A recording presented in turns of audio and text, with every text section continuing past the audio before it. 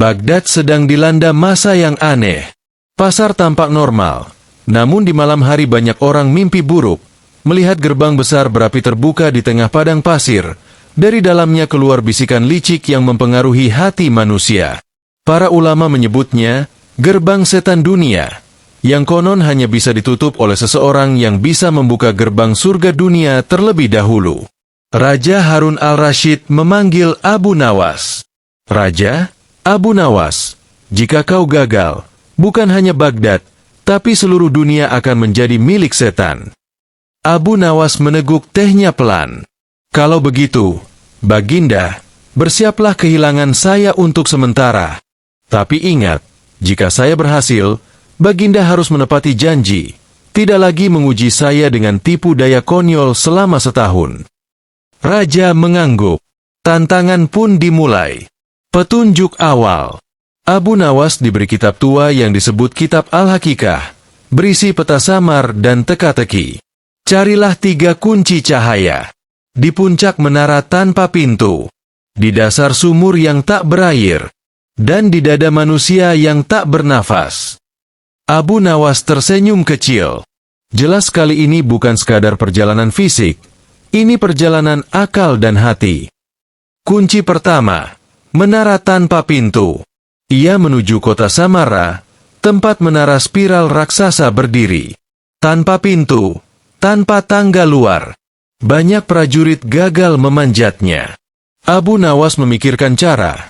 Ia meminjam layang-layang raksasa dari anak-anak, mengikatkan tali panjang, lalu membiarkan angin menerbangkan tali ke puncak, mengaitkannya di ujung menara. Dengan itu, ia memanjat ke atas dan menemukan sebuah batu bercahaya. Kunci cahaya pertama. Kunci kedua, sumur tak berair. Di Guru Najaf, ada sumur tua kering. Saat ia turun, Abu Nawas menemukan dinding sumur penuh ukiran kata-kata. Ia membaca terbalik, dan pesan itu menjadi doa yang membuat batu di dasar sumur retak, memperlihatkan kunci cahaya kedua. Kunci ketiga, dada manusia tak bernafas. Yang ini sulit. Setelah berhari-hari mencari, ia menemukan seorang lelaki tua yang telah wafat namun wajahnya tersenyum. Di dada lelaki itu terdapat ukiran berbentuk kunci. Abu Nawas mengerti, ini adalah simbol, bukan benda fisik.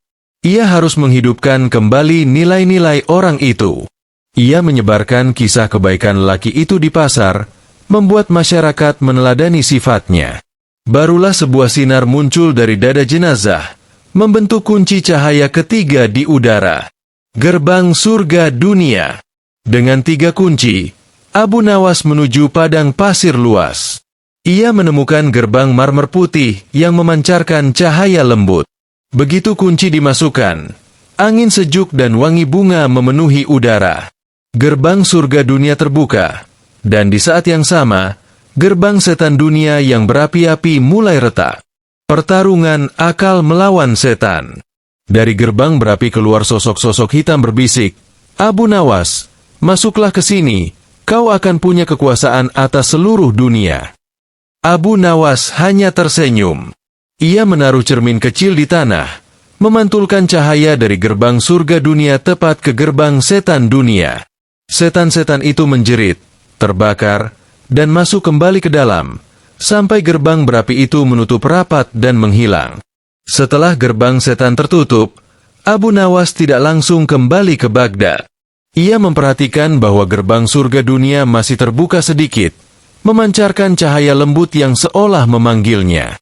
Di balik celah gerbang itu, ia melihat sebuah lorong bercahaya yang menuju ke dataran hijau luas. Namun di ujungnya, ia melihat bayangan sosok manusia tinggi berjubah putih, berdiri diam, seakan menunggu. Sosok misterius. Engkau Abu Nawas? Engkau telah menutup pintu neraka dunia. Tapi ingat, akan selalu ada yang mencoba membukanya lagi. Abu Nawas, siapa kau? Penjaga surga dunia. Sosok misterius. Aku adalah Syah Insinyur Al-Hakikah, saksi segala hati manusia. Tugasmu belum selesai. Sosok itu memperingatkan bahwa di ujung timur dunia, Seorang raja dari negeri jauh sedang mencari cara untuk menguasai kunci bayangan. Kunci yang jika dipadukan dengan kunci cahaya, dapat membalikan fungsi gerbang surga menjadi gerbang kegelapan. Abu Nawas terkejut. Abu Nawas, kalau begitu, aku harus berangkat ke timur. Tapi Baghdad belum tahu bahaya ini. Syah Insinyur Al-Hakikah, bawa 3 batu cahaya dari kunci itu, dan jangan biarkan siapapun menyentuhnya.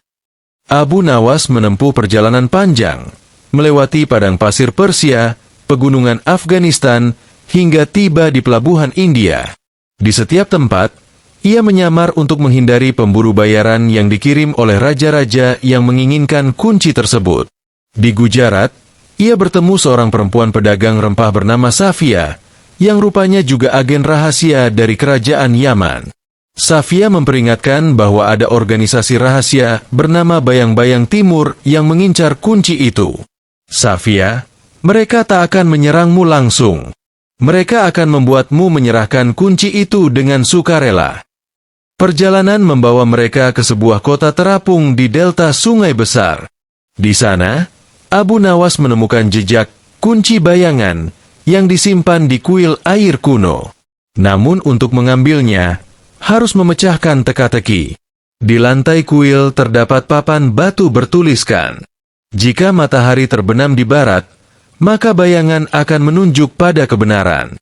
Tapi jika engkau mencari di bawah cahaya, engkau hanya akan menemukan kebohongan." Abu Nawas menunggu malam tiba, lalu menggunakan cahaya bulan yang miring untuk menemukan batu yang tepat. Saat ia membalik batu itu, ia menemukan kotak kecil berisi kunci bayangan, namun, di perjalanan keluar kota, Safia menghilang. Abu Nawas sadar bahwa Safia ternyata anggota Bayang-Bayang Timur, dan ia telah merencanakan semuanya untuk membawa kunci itu kepada rajanya. Meski dikhianati, Abu Nawas masih sempat menukar isi kotak dengan batu biasa sebelum Safia mencurinya.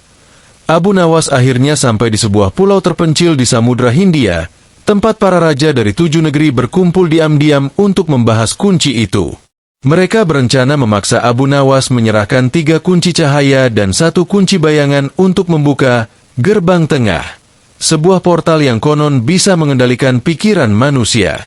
Namun Abu Nawas berpidato, "Kalian semua mengira kunci ini membuka gerbang kekuasaan. Padahal ia hanya membuka gerbang hati kalian sendiri.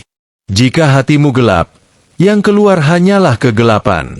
Jika hatimu terang, dunia akan menjadi terang." Beberapa raja tersentuh, namun sebagian tetap tamak. Dengan tipu dayanya, Abu Nawas membuat raja-raja yang tamak saling curiga hingga mereka bertengkar dan bubar sendiri.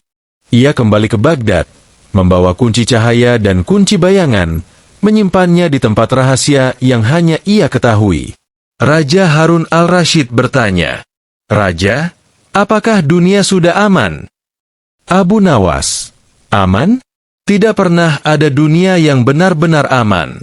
Tapi selama kita menjaga hati, gerbang setan tak akan pernah terbuka." Dan begitulah, kisah Abu Nawas tak pernah benar-benar berakhir, karena kunci itu, entah bagaimana, masih bergetar seakan suatu hari akan dipanggil lagi. Beberapa bulan setelah peristiwa di Pulau Samudra Hindia, Baghdad kembali diliputi kabar aneh. Kafilah dagang dari Afrika Utara melapor bahwa di perbatasan Laut Tengah, bendera hitam dengan lambang mata emas berkibar di benteng misterius. Kelompok itu menyebut diri mereka Persekutuan Mata Dunia, sekte kuno yang percaya bahwa kunci surga dan neraka adalah alat untuk menyatukan dunia di bawah satu penguasa. Raja Harun al-Rashid khawatir mereka mencari kunci Abu Nawas. "Raja, Abu Nawas, kali ini ancaman datang dari barat. Aku tak bisa mengirim pasukan. Itu akan memicu perang. Hanya engkau yang bisa pergi diam-diam."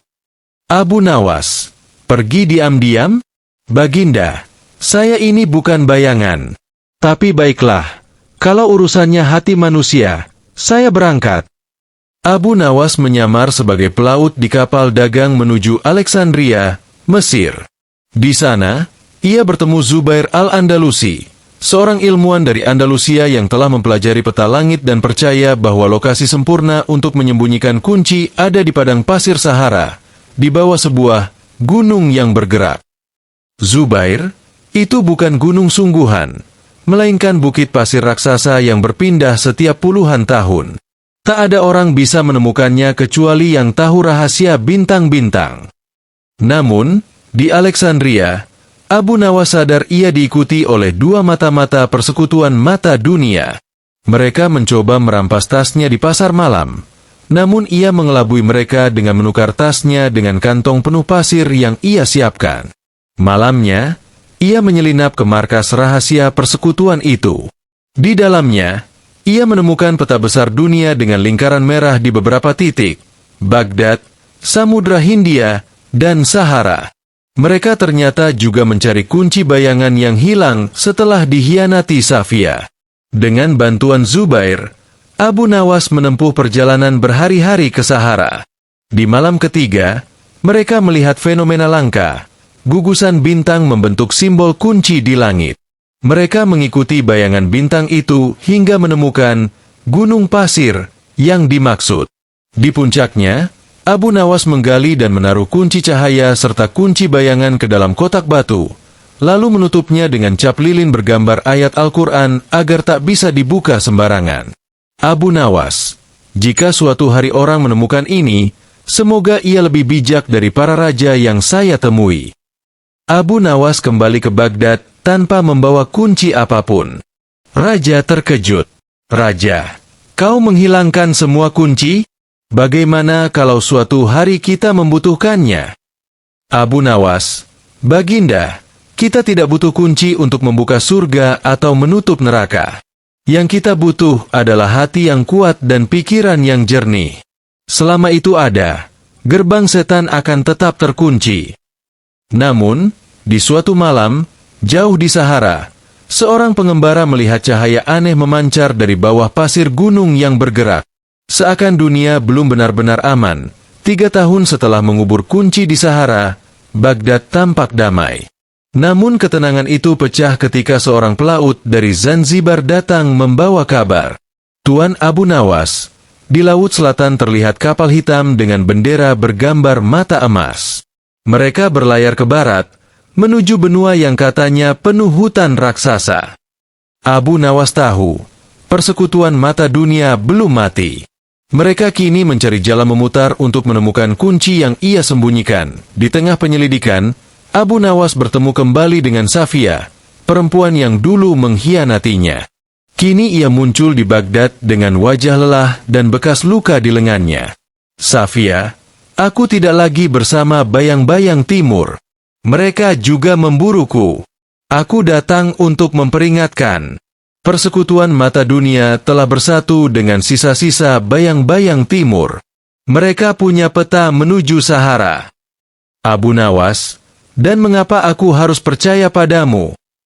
Safia, karena jika mereka berhasil, mereka akan membuka gerbang setan. Dan kali ini, bukan hanya dunia yang gelap, tapi jiwa manusia akan menjadi budak.